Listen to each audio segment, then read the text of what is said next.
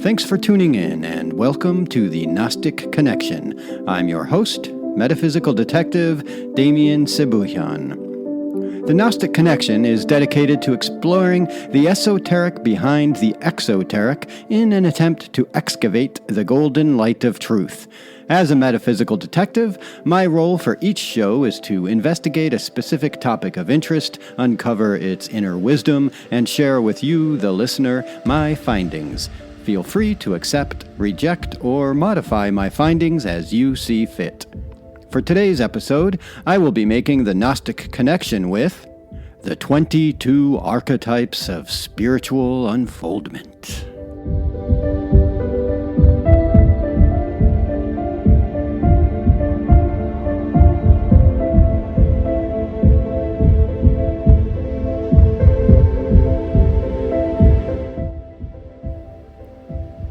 On my 22nd birthday, my father gave me the most unusual gift I had ever received up to that point in my life, an astrology chart that he himself had drawn up in the days following my birth. Included with the chart was a 32-page document, also authored by my father, that had been typed on a manual typewriter detailing the astrological chart's intricate and intertwining meanings. It was late in the month of June, 1992, and I had just graduated from college with a BA in English. I had commuted to college during those 4 years, living at home with my parents. However, they had made it clear that by the end of that summer, I was expected to find my own place, which was just fine with me. I was looking forward to the freedom that many of my friends had experienced years prior. And with a bachelor's degree in English, I was sure to receive the red carpet treatment in lining up my perfect dream job. And now I had an astrology report written by my own father to help show me the way to my inevitable and swift-moving success. The only problem was, I didn't at all believe in astrology, and I had always assumed my father didn't either. Today, there is a vast sea of legitimate resources out there for the serious seekers of metaphysical and spiritual modalities, but back in the early 1990s, the only thing I knew about astrology and the occult came from the newspaper horoscopes and my mom's strange feminist friend named Carol, who didn't shave her legs or eat meat, and used words like patriarchy and white privilege long before those terms had made their way into the zeitgeist. So, when my father, who was the most intelligent, logically minded, atheist-inclined skeptic I had ever known, revealed that he used to read palms, consult the tarot, and draw up astrology charts, I was completely flummoxed.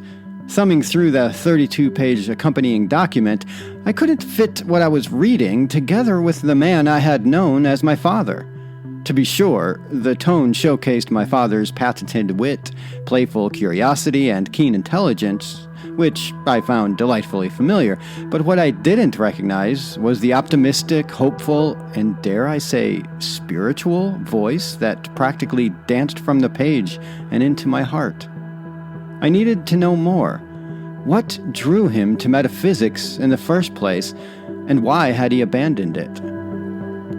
My father, the quintessential Sagittarian, explained that he had always been a truth seeker, and he had found in his late 20s a lot of practical applications within the so-called occult sciences that seemed to be missing from mainstream materialist pedagogy.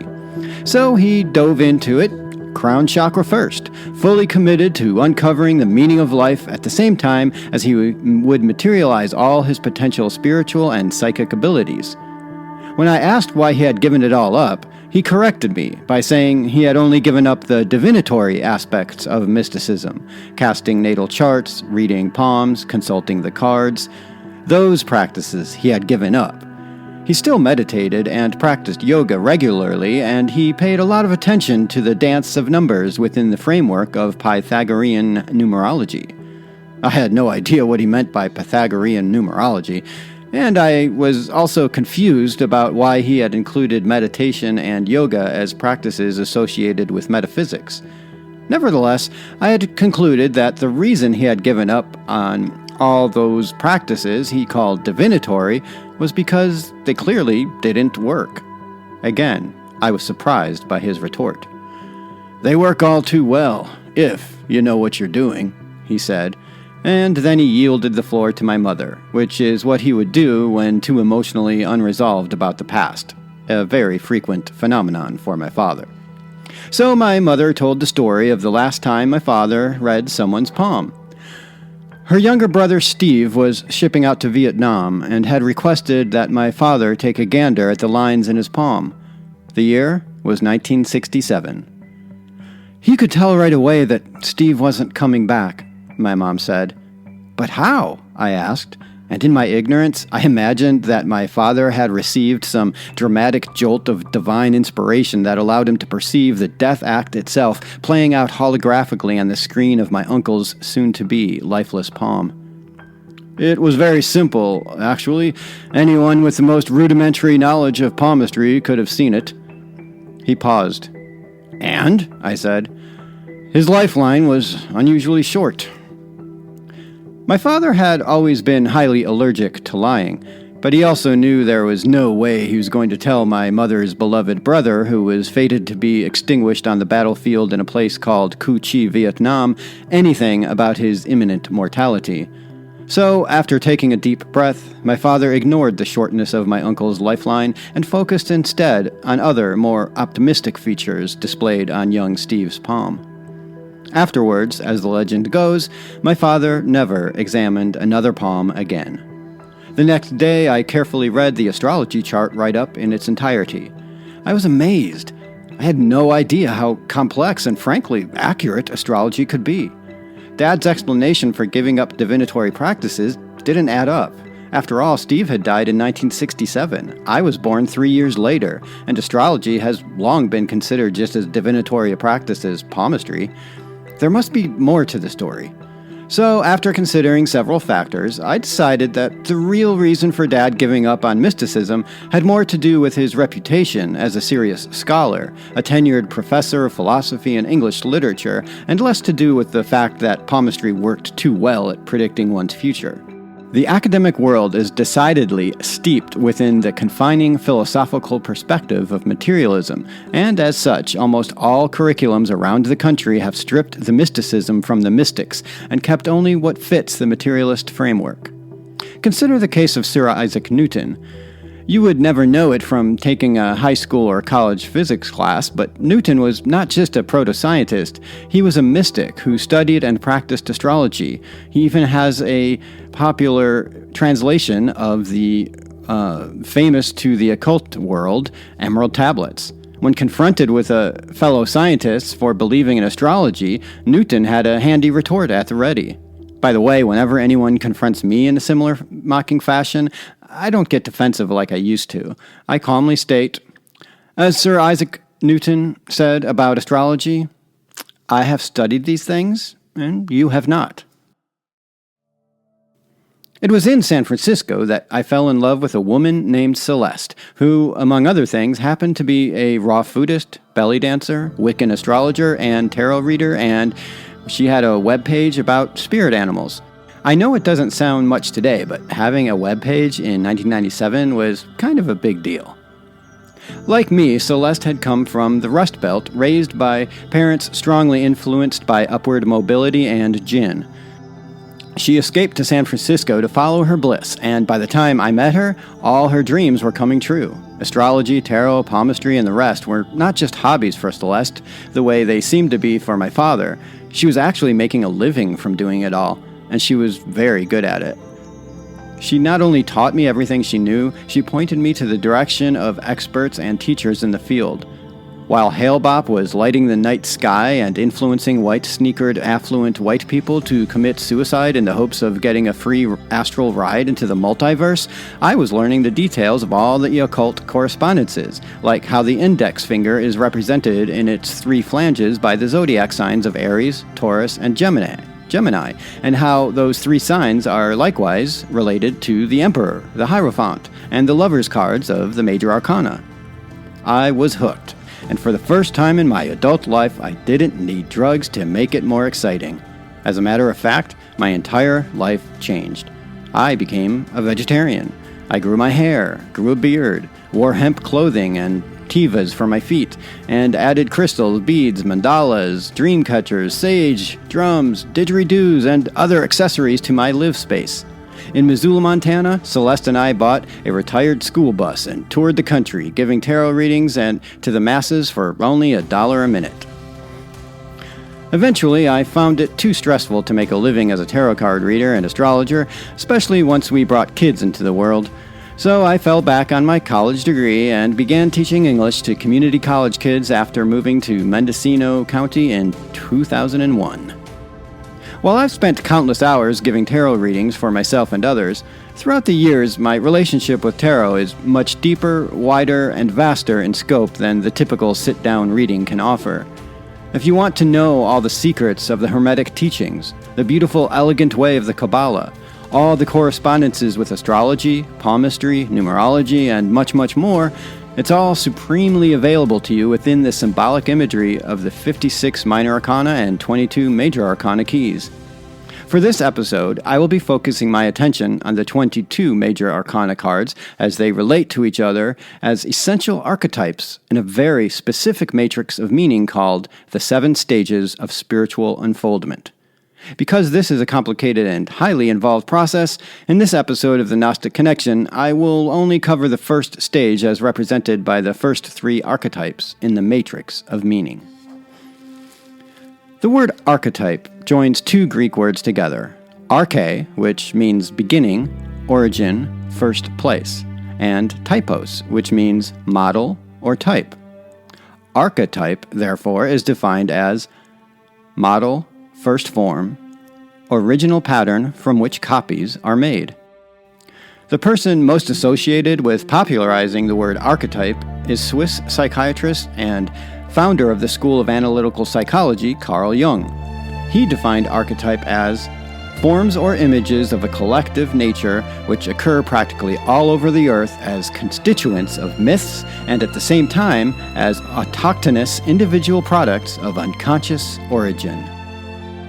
There are 3 types of awarenesses, but only 2 types that we interact with on a regular basis. They are conscious awareness and subconscious awareness.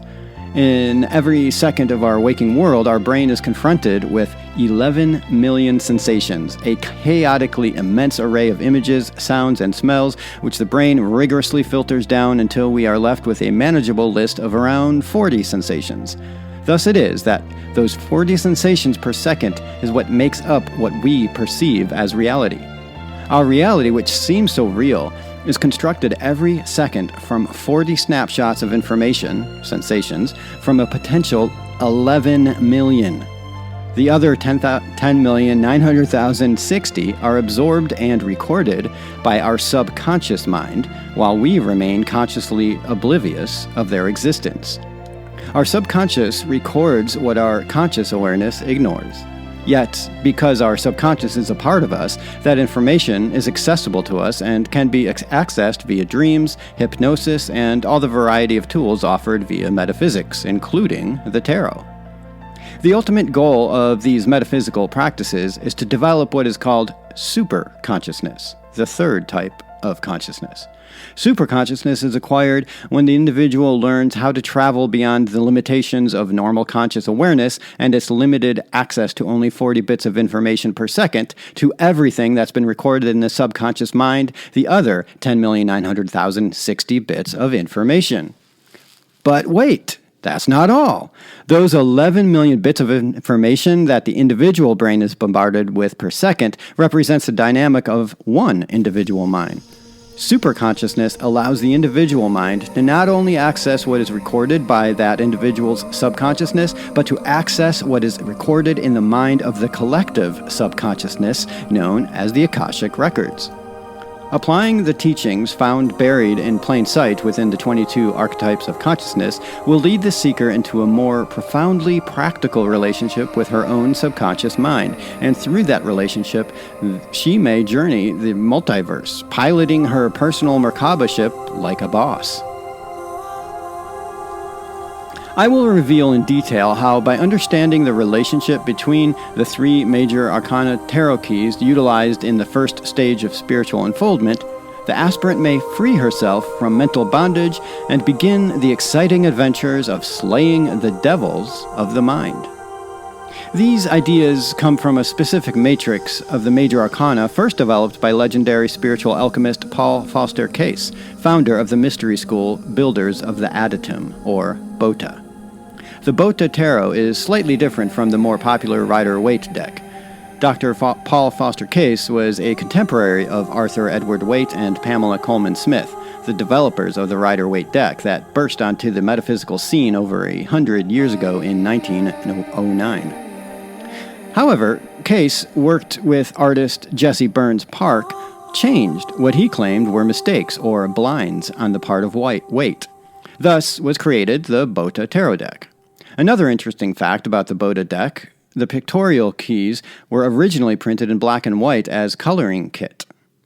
Case believed that it was important for his students to grok the intricate symbolism more comprehensively by starting off with the simple yet time-consuming act of coloring them in. Color plays a significant role in tarot interpretation. For instance, green is the color of fecundity and expansion, while yellow is the color of the mental activities of the mind. I have been studying the tarot for over 25 years now, and the most essential aspect of my study has very little to do with tarot readings, which I do regularly, but readings only brush the surface of what the tarot is all about. Tarot at its highest is about enlightenment and ascending from third density consciousness to fourth density heart chakra consciousness. The idea of enlightenment is as old as human suffering. There would be no concept of enlightenment without suffering or ignorance, just as there would be no concept of pleasure without its opposite. So, no suffering, no Buddha, no Jesus, no spiritual teachers at all, because we wouldn't need them. So, for as long as humans have been experiencing suffering, there have arisen great teachers who claim to know how to free us from that suffering, and if we follow their ways, we can even reach enlightenment, or oneness with our true natures, which is a state of eternal bliss beyond duality where we perpetually resonate with the spirit of the eternal. Paul Foster Case was very aware of many of these spiritual teachers, and he found within the major arcana a roadmap that, if comprehended and followed correctly, could lead anyone from suffering to enlightenment. Think of all the myriad books: the Bible, the Torah, the Quran, the Upanishads, the Tripitaka. These are huge tomes that take lifetimes to read and comprehend. The tarot is very much like any of those books, only instead of using words, the secrets of how to free yourself from suffering and towards unfolding into your true self can be explored and revealed through a set of 22 symbolic pictorial keys. From what I've gathered in my 25 years of study, I could easily write a 500-page book on the Fool key alone. Indeed, French occultist Eliphas Levi said of the tarot, "As an erudite Kabbalistic book, all combinations of which reveal the harmonies pre-existent between signs, letters, and numbers, the practical value of the tarot is truly and above all marvelous. A prisoner devoid of books, had he only a tarot of which he knew how to make use, could, in a few short years, acquire a universal science and converse with an unequaled doctrine and inexhaustible eloquence." Although the history of tarot, like many occult modalities, is shrouded in mystery, most tarot experts place the first use of these cards sometime in the 15th century. For more on the origins of the tarot, I will read from The Ultimate Guide to Tarot, a beginner's guide. The earliest surviving tarot cards date to the 15th century, probably created in northern Italy. It's likely that the word tarot derives from tarocchi, an Italian card game that preceded the tarot. These cards, known as the Visconti Sforza cards, were commissioned by the Duke of Milan. Although the church called early cards the Devil's Picture Book, possibly because some printed versions were used for gaming purposes, these original hand-painted cards have predominantly Christian themes and imagery. Their sequence tells the story of a youth who symbolically dies and is reborn, embodied in 0, the Fool, and 21, the World. The cards feature angels, the 4 virtues, the devil, and a male and female pope, along with other characters we would associate more with fairy tales than a satanic manifesto. the wise woman, the mother, father, the innocent youth, old man, lovers, kings, queens, knights, and a magician. Yet, knowledge of the tarot may have preceded even the Duke, as in 1377, a German monk, Brother Johannes von Reinfeld, described a series of painted cards that worked as an allegorical journey of life and the soul. It's also believed that Gnostic sects may have used the cards to teach illiterate people about dualism, or the interplay of opposites, which we see in many of the cards' meanings. In this way, the cards may have been used to express and possibly teach Christian beliefs. I recently discovered that the Law of One teachings that I covered briefly in my last Gnostic Connection episode dates the 22 archetypes of consciousness, or the major arcana of the tarot, to millions of years before the Duke of Milan took his first carriage ride. From the Law of One, the tarot was devised by the third density population of Venus. We are currently in the third density in this planet, according to the Law of One. So the tarot was devised by the third density population of Venus, a great measure of your space-time in your past. As we have noted, the third density experience of those of Venus dealt far more deeply and harmoniously with what you would call relationships and other selves, sexual energy transfer work, and philosophical and metaphysical research. The product of many, many generations of work upon what we conceived to be the archetypal mind produced the tarot, which was used by our peoples as a training aid in developing the magical personality. From the Law of One as explained by Reddit content provider F. Aristotle. The tarot is a set of archetypes of the mind unique to this sublogos. This sublogos is our solar system. Another sublogos is our galaxy. Beyond that is the logos, the universal creator. To our solar system belongs a unique set of archetypes. There are 22 of these archetypes.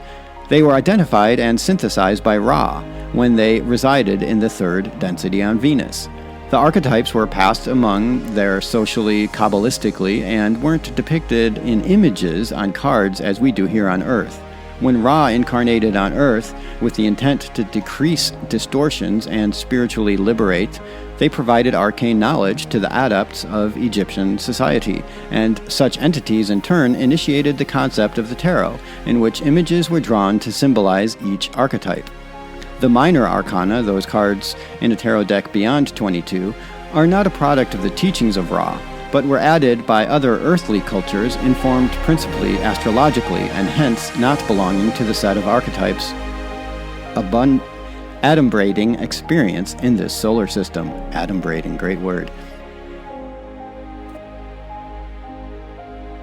According to the Law of One, each human, as expressed in this dimension of reality, is a unique mind-body-spirit complex, or avatar, and the 22 archetypes represent programs of specific powerful potentialities that become unlocked and activated when the avatar is ready or consciously moves in the direction of his soul's purpose. All avatars have access to these 22 archetypes, allowing the avatar to evolve themselves from sleeping dreamers into awakened beings of immense love, power, and wisdom. As such, the Law of One cites an identical format to that described by Paul Foster Case. The 22 arcana are as follows. The first 7 describe the ideal framework for optimizing the power of the mind. The middle 7 do the same for the body. The last 7 relate to the spirit.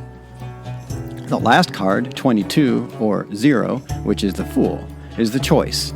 Each set of 7 has each card corresponding to one of the following matrices. The matrix of the mind, for example, the potentiator, the catalyst, the experience, the significator, the transformation, and the way. This order repeats itself 3 times until the 22nd card. Thus, cards 1, 8, and 15, which is the Magician, Strength, and Devil cards, relate to the matrix of the mind, matrix of body, and matrix of the spirit, respectively. It's these 3 arcanum that I will explore for today's episode. Okay, so let's begin with a brief overview of the number 7. After all, we're discussing the 7 stages of spiritual unfoldment. Why 7 exactly? Good question. As we all know, 7 is a highly charged number with a myriad of references. We've all heard of the 7 deadly sins. Then there are the 7 days of the week, and in Genesis, God allegedly created the world in 7 days. There are the 7 hermetic principles: mentalism, correspondence, vibration, polarity, rhythm, cause and effect, and gender. There are 7 chakras in the human energy body, which are also associated with the 7 colors of the rainbow. In astrology, the planet of karma, Saturn, has 4 7-year cycles per solar revolution. Finally, there's a poem by the world's greatest known bard, William Shakespeare, whose writings, viewed from the lens of the occult and the esoteric nature of humanity, are quite illuminating. The poem is embedded in one of his lesser-known plays, As You Like It, and is most commonly titled The 7 Ages of Man. It begins, "All the world's a stage, and all the men and women merely players. They have their exits and their entrances, and one man in his time plays many parts, his acts being 7 ages." Shakespeare identified these 7 ages as infant, schoolboy, lover, soldier, justice, pantaloon, and the 7th age he called second childishness and mere oblivion. So, metaphorically speaking, Shakespeare's poem describes the cyclical nature of the evolution of consciousness, where we begin our spiritual journey as an infant and we go through the states and eventually lead us back to infancy. Consider what Jesus said about it in Matthew 18:3. "Truly I tell you, unless you change and become like little children, you will never enter the kingdom of heaven." Symbolically speaking, this is no mere infancy of the brain due to literal old age. This is the infancy of the mind, where the individual becomes as one with God by returning to what Paul Foster Case called the limitless light, what Shakespeare calls oblivion. The people or actors are playing out their roles. This could be another way of saying working out their karma. We return again and again to the stage until our roles are finished and we no longer have to return to the stage of the world or birth, suffering, aging, sickness, death, and rebirth. According to many in the spiritual community, humanity, and indeed the entire planet, is in an ascension process that's somehow related to the age of Aquarius. Is this true? What is this ascension process?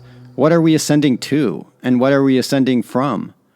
These are challenging questions, in no part because they seem so abstract. It's difficult to imagine or conceive what ascension would look like. I mean, will you still be able to stream your favorite shows? I'm on the last season of Outlander, after all, and if we all ascend before I finish the season, will that unsatisfied feeling of incompleteness carry over into the new age?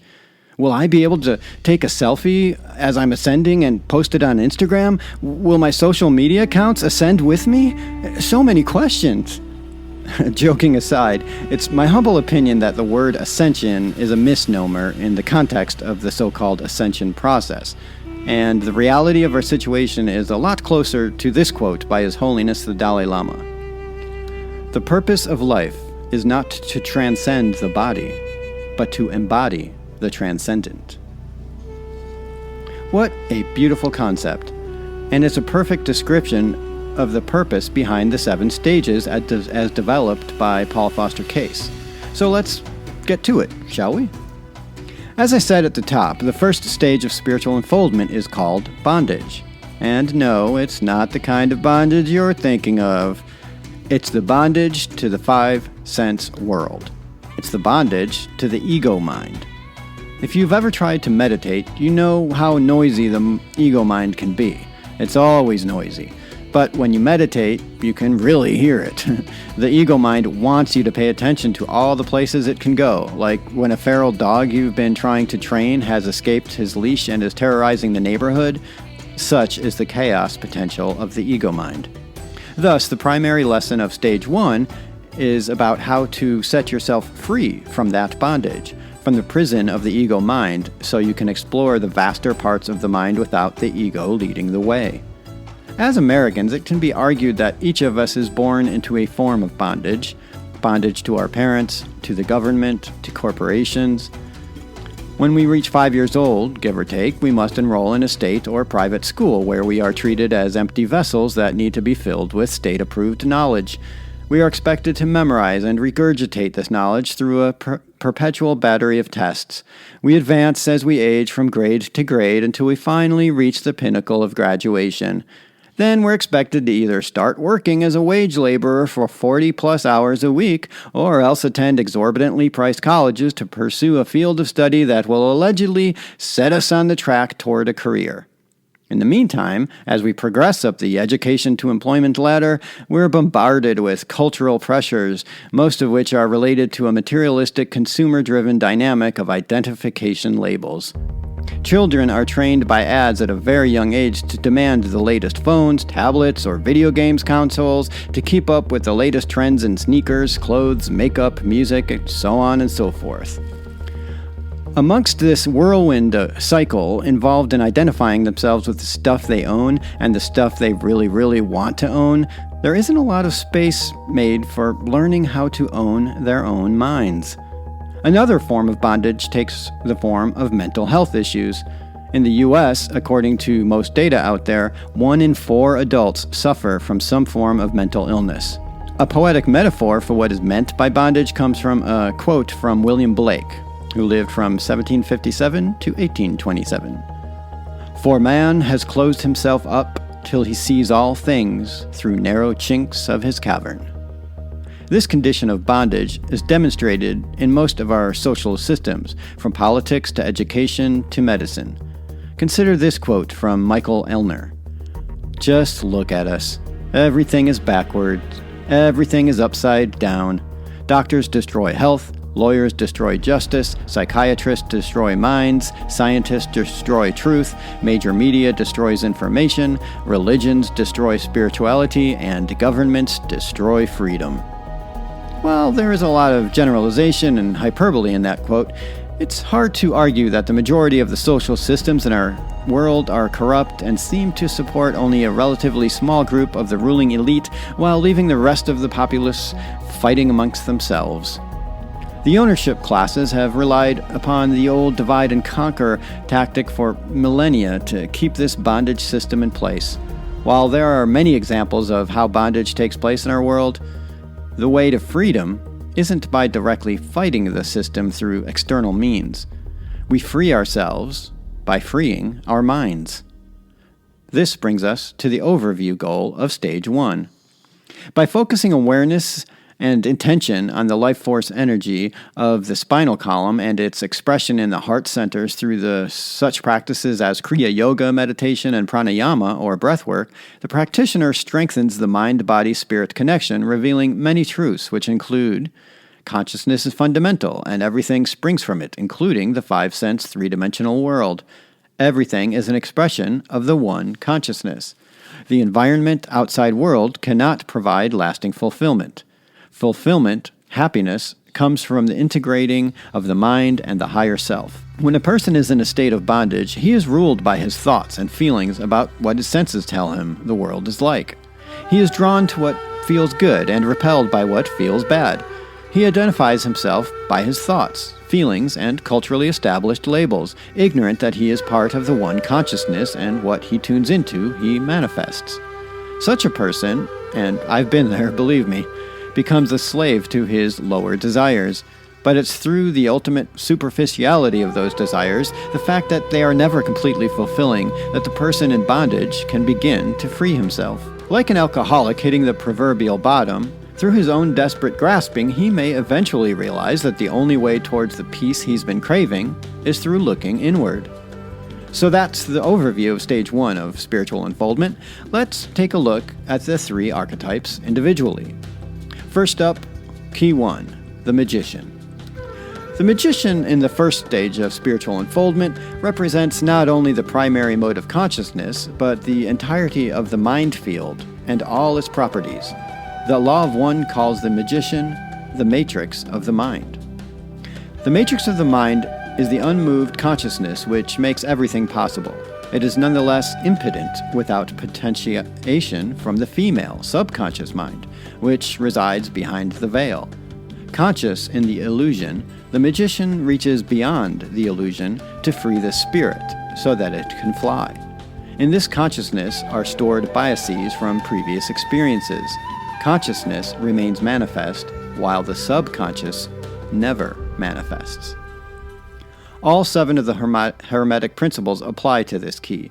The 4 functions of mind in Hinduism, Ahamkara, Chitta, Buddhi, and Manas, correspond to the 4 elements, fire, water, air, earth, which are symbolized by the 4 objects on the magician's table: wand, cup, sword, and pentacle.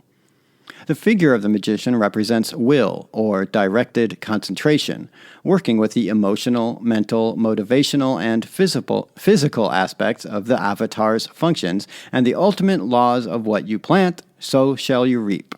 That which is above is as that which is below. The magician is a chooser, the one who directs his thoughts and ideas into the garden of the subconscious mind. According to PFC, the symbols of the magician refer to powers of the self-conscious phase of personal mental activity. These powers are directed primarily to control the forces and things below the self-conscious level, the subconsciousness. The energy utilized comes from above, from superconsciousness, Brahman, Atman, Purusha. It is fixed and modified by acts of attention. Concentration is the great secret of the magical art. True concentration is perfect transparency in which personality becomes a free, unobstructed channel for the passage downward and outward of the superconscious radiant energy. All magic is in the will. We are all magicians in that we co-create our realities based on our thoughts, feelings, and most importantly, our intentions. However, most people are unconscious magicians because they think life is what happens when they're busy making other plans. This is the fundamental lie of the material world, or Maya, that binds us to the whims of the outside world. A conscious, aware magician is a person who knows that they attract to themselves what they are resonant with.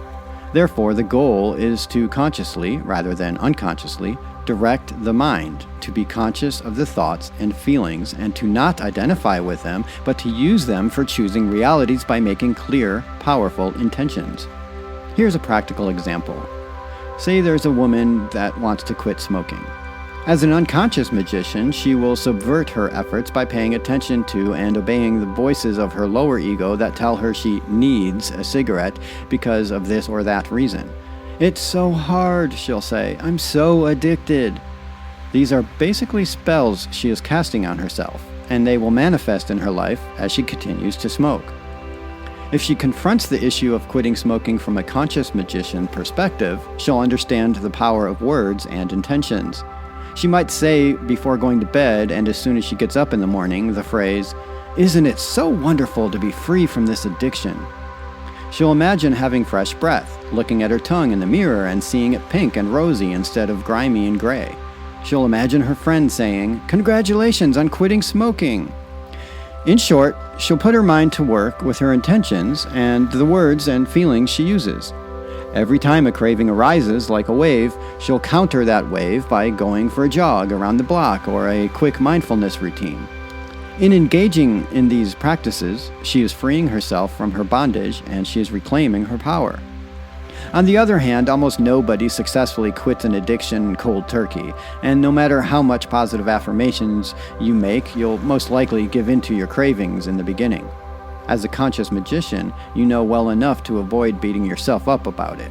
Enjoy the smoke, and don't fall for the shame cycle that giving in to your cravings generally elicits. Peter Crone is an excellent teacher in this regard.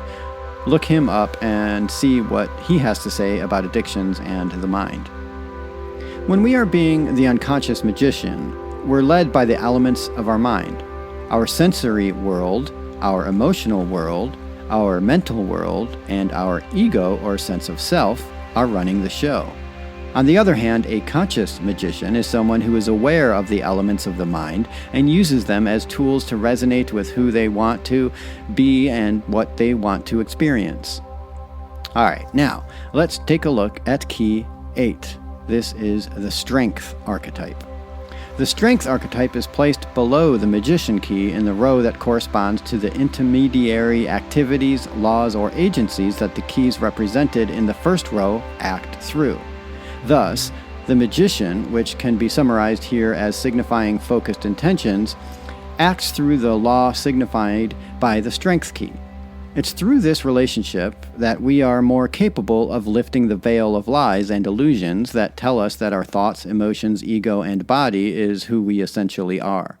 If we focus our intentions upon the strength key, we realize that we are not the activities of our mind. Rather, we are the eternal witness, as symbolized by the woman in white, married to the force that guides and directs the activities of the mind. Let's take a more in-depth look. According to Case, the Hebrew letter corresponding to the strength key is Teth, which means snake. The symbol of what has been known among occultists for ages is the serpent power. The serpent power is not related to the exoteric version of the snake in the Bible. It's only called the serpent power because, as you'll see, the imagery is very snake-like. In the tarot, this same force is symbolized by the red lion. It is cosmic electricity, the universal life principle, the conscious energy which takes form as all things and builds everything from within. The control of this energy by mental means is the primary goal of this stage. The symbol for Leo resembles a serpent, and the sign governing the spine is thus related to the nerve currents directed upward through the spinal centers in the practice of yoga. This idea of yoga is the purpose of the strength key within the context of the first stage of spiritual unfoldment. By yoga, I don't necessarily mean the stretching exercises of downward dog and sun salutation and all the rest, although those are incredibly valuable exercises to engage in. By yoga in this context, I mean anything that helps you connect with your higher self, your intuition, your Atman, or Buddha nature, your Christ consciousness, whatever term you prefer. To make sure our intentions are in alignment with our higher selves, we concentrate our attention, magician, through some form of practice like yoga, qigong, breathwork, prayer, meditation, and even physical exercises meant to strengthen the spine and the heart center. In short, we want to drop the mind into the heart so we can strengthen our intuition and life force energies, all of which will help us in realizing that we are in control of our minds and not the other way around. The result of maintaining a spiritual practice that purifies and strengthens the spinal column and kundalini and prana potencies as well as the heart center is an ego that is in balance with the higher self as symbolized by the woman in white. The woman in white is actually the feminine principle of the magician. She is the intuitive nature, the heart of compassion, the part of us that empathizes rather than judges, accepts rather than condemns. She guides the ego rather than suppresses it. Part of the ego's job is to desire what it perceives as favorable and avoid what it perceives as unfavorable. Through a mindfulness practice of our choosing, we enhance our ability to guide our ego to desire that which is psychologically, physically, and spiritually fulfilling, rather than constantly pursuing a hamster wheel of superficial and temporary pleasures that don't actually serve us. An example of a relationship between Key 1 and Key 8. Here's the scenario. I'm on Twitter, and I read something that triggers an anger response in my gut. My heart starts to race. I need to respond, my ego says. But because I've been practicing mindfulness and yoga, etc., I know better than to lash out. Now I know, because of what I've learned, that the act of being offended is itself an indication of where I need to do some work. Peter Crone, who I mentioned earlier, the self-described mind architect, has an excellent quote. Life will present you with people and circumstances to reveal where you're not free. When I get offended by something I read on social media, I'm being shown where I'm not free. Even if the person who made the offensive tweet was fully intending to offend people, if I respond in kind, I've already lost because now I'm engaging my lower ego and stressing out my psyche and my nervous system. I've had entire weekends ruined because I couldn't get over a meaningless argument I had with someone on Facebook. Now, however, when I get triggered, I check in with myself. What was it that triggered me? How can I release these negative feelings without engaging with this individual? I almost always find the reasons and I release the anger or the fear or whatever it was by saying, I am not my thoughts and emotions. I am the observer of my thoughts and emotions. I am not the dark clouds passing over the blue sky. I am the blue sky. One of my favorite intentions goes like this. I relax and release all mental, emotional, and physical burdens, allowing the eternal to express through me perfect love, peace, and happiness. Usually, that does the trick. In the book, The Four Agreements, the one that most relates to this stage is the agreement to take nothing personally. If you're going to go on Twitter and other places where toxic discourse is pervasive, remember these wise words from Don Miguel Ruiz's book. Whatever happens around you, don't take it personally. Nothing other people do is because of you. It is because of themselves. All people live in their own dream, in their own mind. They are in a completely different world from the one we live in. When we take something personally, we make the assumption that they knew what is in our world, and we try to impose our world on their world. Even when a situation seems so personal, even if others insult you directly, it has nothing to do with you. What they say, what they do, and the opinions they give are according to the agreements they have in their own minds. Taking things personally makes you easy prey for these predators, the black magicians. They can hook you easily and with one little opinion and feed you whatever poison they want. And because you take it personally, you eat it up. Fostering an unhealthy relationship with the energies symbolized by the Strength Key results in individuals whose egos are almost always running the show. They are constantly attempting to control the world outside of themselves, in part because they mistakenly believe that through this control of their environment, they can make themselves safe and happy. While the intention of creating a better world is commendable, the means to do so in a positive way that actually creates a better world has been described by countless sages throughout history. Gandhi once said, "We but mirror the world. All the tendencies present in the outer world are to be found in the world of our body. If we could change ourselves, the tendencies in the world would also change. As a man changes his own nature, so does the attitude of the world change towards him. This is the divine mystery supreme. A wonderful thing it is, and the source of our happiness. We need not wait to see what others do." To get the most out of Key 8, I recommend reading Patanjali's Yoga Sutras and begin practicing the more practical parts of the Eightfold Path, which is quite similar to Buddhism's Eightfold Path. You can be a Christian, a Muslim, or an atheist. It doesn't matter. You can still follow the Eightfold Path because it's not a belief structure. It's a mindfulness practice that helps you differentiate between your ego and your higher self and helps you live closer to your heart. Okay, so here we have the last of the three keys. Drum roll, please. The devil. When you successfully lower your mind into your heart, it becomes easier for you to expose the devil within and the devil without. And what is the devil? The devil is Maya, or illusion. It is the programmed ego. Everything that is not the pure, infinite consciousness is Maya, which is pretty much every form in existence as it is perceived. Maya isn't good or bad in and of itself. It depends on how you relate to it. Do you identify yourself with Maya, or can you recognize the illusory, ever-changing nature of Maya both out in the world and within your own mind?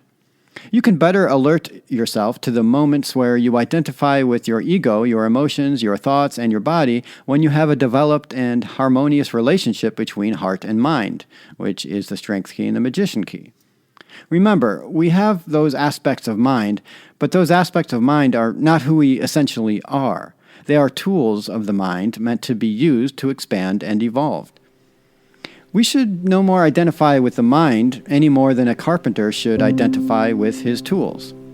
"This is my hammer," he might say. He doesn't say, "My hammer is me, and now that I've lost it, I'll never be accepted by my father Odin ever again." Oops, sorry, I mixed my metaphors there. "I used to be hardwired for conflict, but now I'm so Thor, I'm Loki." Low-key, get it? Oh, Lordy Dad, that joke was for you because you're the real heroes. Anyway, Exposing the devil within happens as a natural consequence of creating a healthy relationship between the first two archetypes. It's kind of like doing a detox cleanse for your spirit. Not only are you better able to recognize the devil within you, but you are also better at recognizing the devil outside of you. Furthermore, since Key 15 corresponds astrologically with Capricorn, when you successfully lower your mind into your heart, you can better achieve the fulfillment of your desires. Now the question is, what kind of desire are you fulfilling? The never-ending superficial desires of the lower programmed ego, or the pure, high-vibrational desires of your expansive true self, which ultimately is unity consciousness. Speaking of unity, yoga literally translates as union. If you are in union, there is nothing left to desire, and there is nothing in the outside world that you need to seek or change to try and control, because you are content and free. You can enjoy the world of form, Maya, for what it is with no expectations. You are able, as Byron Katie says, to love what is. The imagery of the devil is there to remind us that as long as we put our faith in the outside material world for fulfillment, we will be in bondage to it. The upside-down pentagram says it all. Instead of relying on our higher self to fulfill our needs, the star upright, we rely on people, things, systems, and the outside world in general. Because these things are outside of us, we can never control them, and to try to do so will result in acts of foolish desperation. We can only change our circumstances for the better by changing how we think and feel, to elevate our minds so that we will be in resonance with our pure, heartfelt desires. If you want to be loved, then engage in the act of love. Love yourself, love the people around you, and foster a feeling of love for everything in your life. You will begin to resonate with the vibrations of love, and you will attract more love into your life. If you want more stuff, more money, know first that the stuff and the money won't in and of themselves bring you fulfillment. However, paying bills and taking care of needs and having fun are all desirable things, so if you want more of that, and who doesn't, instead of focusing on what you don't have, generate sincere feelings of gratitude for what you have. Gratitude for what you already have creates a resonance that attracts more of that into your life. No matter the circumstances of your life, if you are alive, which you are because you can never not be alive, then you are rich. It's only a matter of recognizing your supreme wealth. That wealth reveals itself to you. Just as finding happiness is an internal process, slaying the devil is too.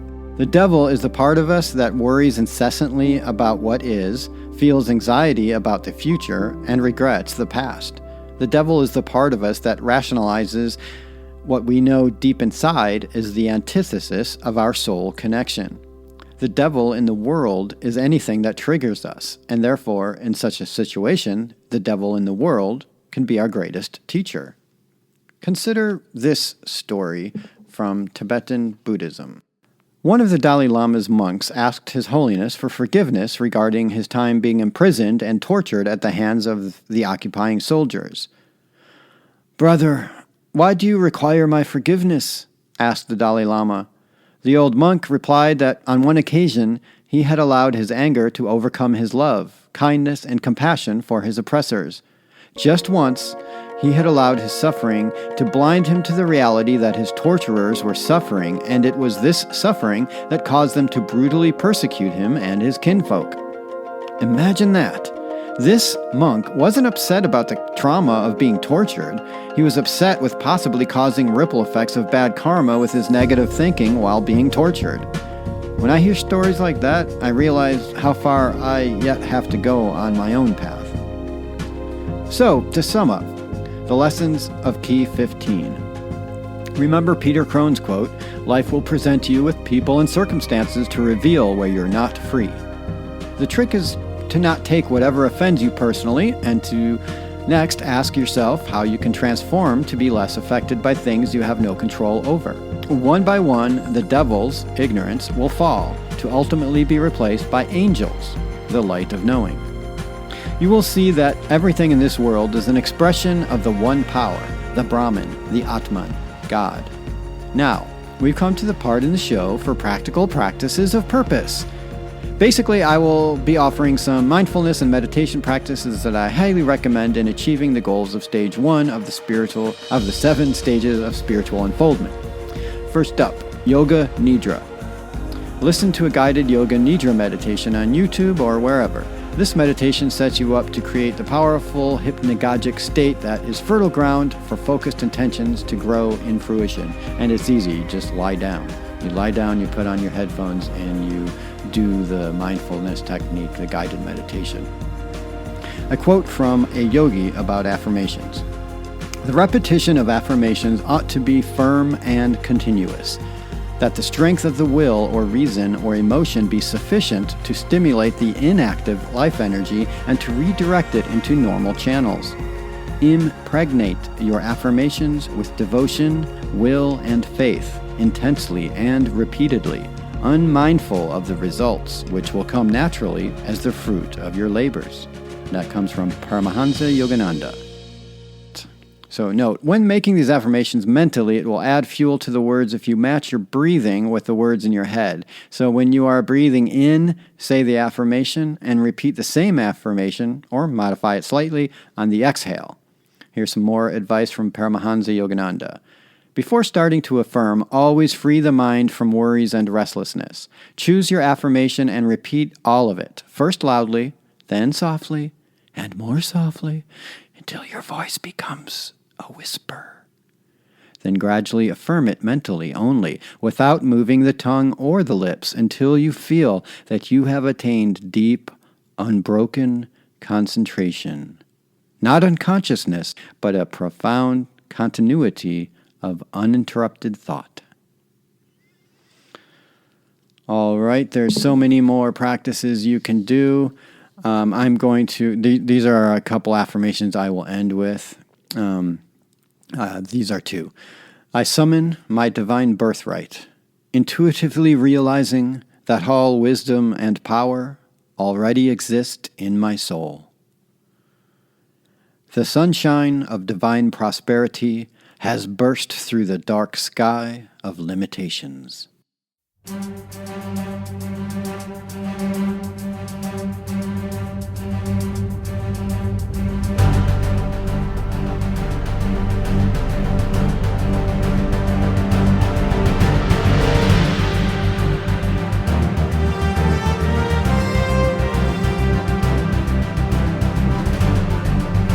All right, that's all for today's episode. From my heart to yours, may we all be happy, loving, powerful, and wise.